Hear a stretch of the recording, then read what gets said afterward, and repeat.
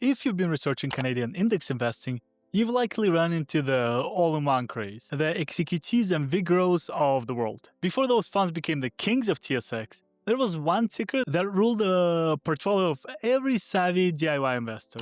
XAW. It's the ex-Canada engine designed to give you every single stock in the world except for the ones in your own backyard in Canada. So the question is, why would you buy XAW when you could just buy XEQT, for example? And the answer lies simply in control. XAW is for the investors who don't want their portfolio manager to decide how much Canada they own. If you think that the Canadian economy is too heavy on banks and oil, or if you, for some reason, prefer to handpick your own Canadian stocks, XAW is your ticket to global diversification without the home bias holding you back. In this deep dive into XAW, we're going to break down the latest XAW holdings, compare XAW to VXC, and see why this veteran ETF is still a powerhouse for anybody looking to build a truly global portfolio from the Toronto Stock Exchange. So without further ado, let's get right into it.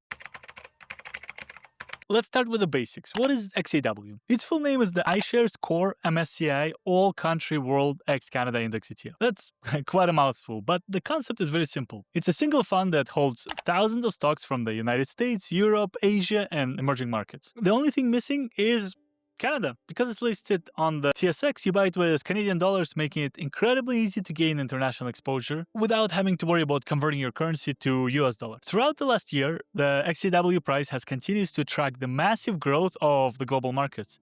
It's designed for long-term investors who want a core holding that covers everything from Apple and Microsoft to Samsung and Nestle, all wrapped in one convenient package. Now let's look at some of the competitors of XAW.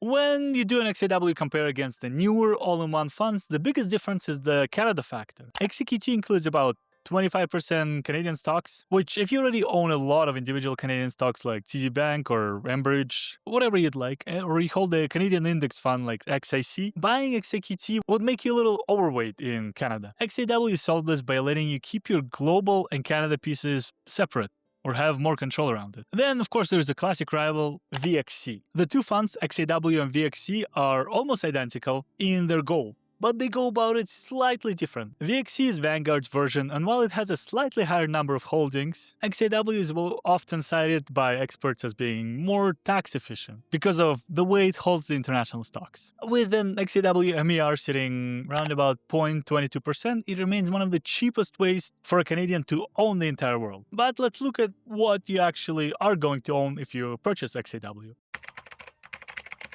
When you look under the hood at the XAW Holdings, you realize just how much ground this fund covers. It's a fund of funds, as I mentioned in some of my previous videos, meaning iShares build it using other specialized ETFs. About 60 to 65% of the fund is usually invested in the US market, giving you a massive stake in the S&P 500. The rest is split between developed markets like the UK, France, and Japan, and a smaller slice of emerging markets like China and India. And this structure is what makes the XAW stock price so resilient. If the US market is flat but international stocks are booming, XAW captures that. It holds over 9,000 different companies. This level of diversification is your best defense against a single country's economy failing. By owning XAW stock, you are not betting on a single horse, you're betting on the collective growth of human innovation across the entire planet. Well, minus Canada, obviously. Let's look at the dividends now. One thing that surprises new investors is the XAW dividend structure. Unlike some funds that pay every month, XAW typically pays its distribution semi-annually or twice a year, usually in June and December. Because it holds stocks from dozens of different tax jurisdictions, the paperwork for these dividends is a little bit more complex, but only behind the scenes, which is why the payouts are a little bit less frequent. The current yield for XAW is generally hovering around 1.3 to 1.8%, but it's important to remember that as an ex-Canada fund, you will deal with some foreign withholding taxes on those dividends. Just something to keep in mind. For most people, the best move is to simply set up a DRIP, so your distributions automatically buy more shares, keeping your global engine chugging along and growing. And DRIP is the dividend reinvesting plan. Your broker should offer that, just to clarify. Anyways, guys, let's summarize now. So where does XAW fit in your portfolio?